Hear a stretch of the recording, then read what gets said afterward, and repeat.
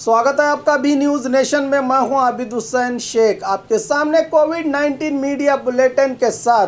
आज राज्य में कोविड-19 के 7,385 नए मामले। अब कुल राज्य में पीड़ितों की तादाद पहुंची है 2,56,975 को। 6,231 लोग आज हुए हैं एक ही दिन में डिस्चार्ज।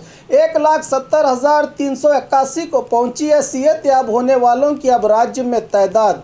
एक्टिव केसेस हैं 82,149। आज एक ही दिन 102 लोगों के मरने से 4,429 को पहुंची है मरने वालों की तादाद। आइए देखते हैं जिलों में क्या है आज कोविड-19 के आंकड़े। आज बेंगलुरु सिटी में 2,912, बागलकोट में 159, बल्लारी में 483, बेलगाम में 358, बेंगलुरु ग्रामीण में 77, बीदर में 85, चामराजनगर में 120, चिकबल्लापुर में 76, चिकमंगलुरु में 124, चित्रदुर्ग में 60, दक्षिण कन्नड़ में 177, दावणगेरे में 245, धारवाड़ में 159, गदग में 114, हासन में 196, हावेरी में 111, गुलबर्गा में 210, कोडगु में 46, कोलार में 69, कोप्पल में 132, मंडिया में 109, मैसूरू में 253, रायचूरू में 111, रामनगर में 27, शिवमोगा में 188,